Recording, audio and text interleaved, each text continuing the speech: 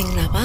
ကံကောင်းခြင်းတွေကိုဖိတ်ခေါ်နိုင်တဲ့ဂါထာတစ်ခုနဲ့အတူတိတိတတ်တာငွေဝင်လာစေမဲ့ဝင်လာတဲ့ငွေတွေအဖက်တင်စေတဲ့ရတရားလေးကိုမျှဝေပေးသွားမှာဖြစ်ပါတယ်မင်္ဂလာပါလက်တိုးအိမ်မှကြိုဆိုပါရရှင်လက်တိုးအိမ်မှာအပတ်စဉ်ပုဒ်တခုနေ့နဲ့တနင်္ဂနွေနေ့တွေမှာနေ့စဉ်အသုံးပြုလို့ရမယ်လွယ်ကူထိရောက်မြန်ဆန်တဲ့ရတရားနဲ့ပတ်သက်တဲ့ပုဟုတုတရစေမာလေးတွေကိုသင်ပေးသွားမှာဖြစ်ပါတယ်လူတိုင်းကကိုယ့်ဘဝမှာအောင်မြင်မှုတွေကံကောင်းခြင်းတွေစိတ်ချမ်းသာမှုတွေကိုလိုချင်ကြပါတယ်ဒီလိုဆန္ဒတွေကိုဖြည့်ဆည်းပေးနိုင်တဲ့ဂါထာတစ်ပုဒ်ရှိပါတယ်ဗုဒ္ဓဘာသာရဲ့အံ့ဖွယ်ဂါထာတွေထဲကတစ်ခုဖြစ်တဲ့ဇယစခောဂါထာဟာဘဝကိုပြောင်းလဲပေးနိုင်တဲ့စွမ်းအားတွေရှိတယ်လို့ယုံကြည်ကြပါတယ်ဇယစခောဂါထာရဲ့ရွတ်ဖတ်ခြင်းနဲ့အကျိုးကျေးဇူးတွေကတော့ဇယစခောဂါထာကိုရွတ်ဖတ်ခြင်းအပြင်မကောင်းတဲ့အရာတွေကံဆိုးခြင်းတွေကိုဖယ်ရှားနိုင်ပြီးကောင်းမွန်တဲ့အရာတွေကံကောင်းခြင်းတွေကိုဆွဲဆောင်နိုင်တယ်လို့ယုံကြည်ကြပါတယ်ဘဝမှာကြုံတွေ့ရတဲ့အခက်အခဲတွေအသားစီးတွေကိုဇယစခောဂါထာရဲ့စွမ်းအားနဲ့ကျော်လွှားနိုင်တယ်လို့ဆိုကြပါတယ်ဇယစခောဂါထာကိုရွတ်ဆိုခြင်းအပြင်စိတ်ကိုတည်ငြိမ်အေးချမ်းစေပြီးစိတ်ဖိစီးမှုတွေစိုးရိမ်ပူပန်မှုတွေကိုချော့ချပေးနိုင်ပါတယ်ဇယစခောဂါထာရဲ့စွမ်းအားဟာကိုယ်ရောစိတ်ပါကျန်းမာရေးကောင်းမွန်စေဖို့အထောက်အကူပြုနိုင်တယ်လို့ယုံကြည်ကြပါတယ်လုပ်ငန်းဆောင်တာတွေမှာ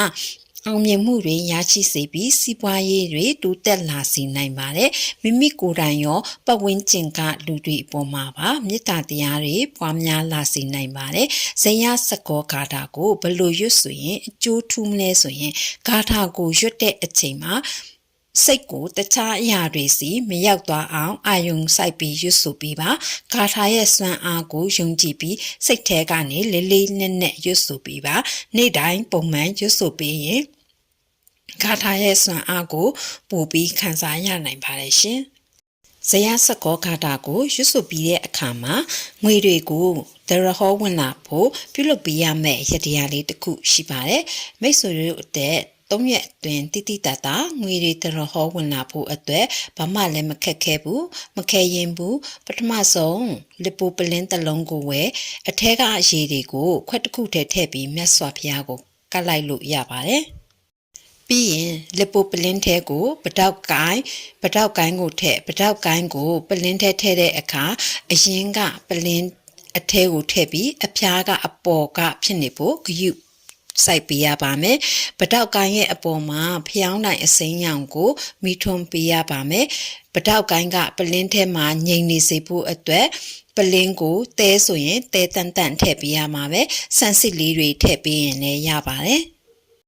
ဘယ်နေ့ပဲအချိန်မှာလောက်ရမလဲဆိုရင်ပထမဆုံးစလုပ်တဲ့နေ့ကတော့တနင်္ဂနွေနေ့မနက်9:45မိနစ်မှာစလုပ်ပေးရပါတယ်။စုတောင်းဖို့အတွက်ကတော့အလုတ်ကင်တွေကောင်းပါစေအယောင်းဝယ်တွေကောင်းပါစေအလုတ်ကင်အယောင်းဝယ်တွေကောင်းမှငွေတွေဝင်လာမှာမဟုတ်ပါလားရှင်။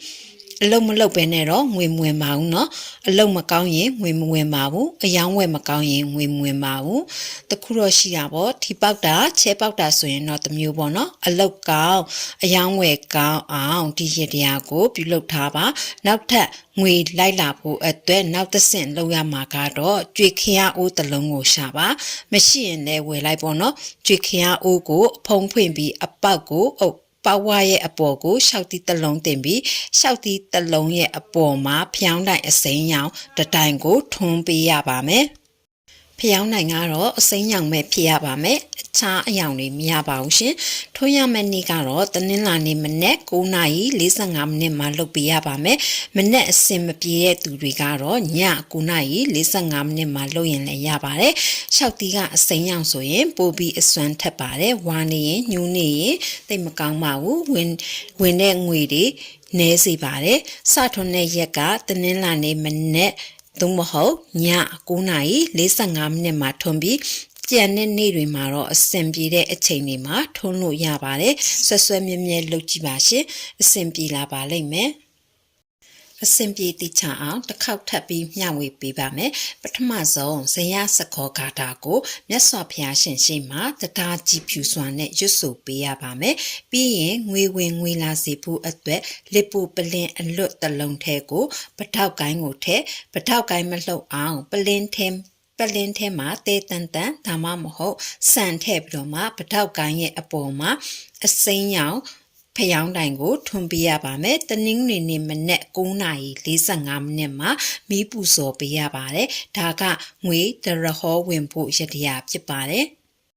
ငွေတွေဝင်ပြီးရင်ငွေတွေထပ်ဆွဲဖို့ငွေတွေထပ်လိုက်လာဖို့အတွက်နောက်တစ်ခုပြုလုပ်ပေးရမှာကတော့ကြွေခရမ်းအိုးတစ်လုံးကိုအဖုံဖွင့်ကြွေခရမ်းအိုးရဲ့အပေါက်ဝမှာ6တီးအစိမ်းတစ်လုံးကိုတင်6တီးရဲ့အပေါ်မှာဖျောင်းတိုင်အစိမ်းတစ်တိုင်ကိုနေ့တိုင်းထွန်းပေးရပါမယ်ရတရားကိုစလုပ်တဲ့နေ့ကတနင်္လာနေ့မနေ့ဓမ္မမဟုတ်ည9:45မိနစ်မှာပထမဆုံး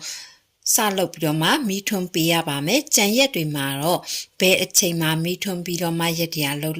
လို့ရပါတယ်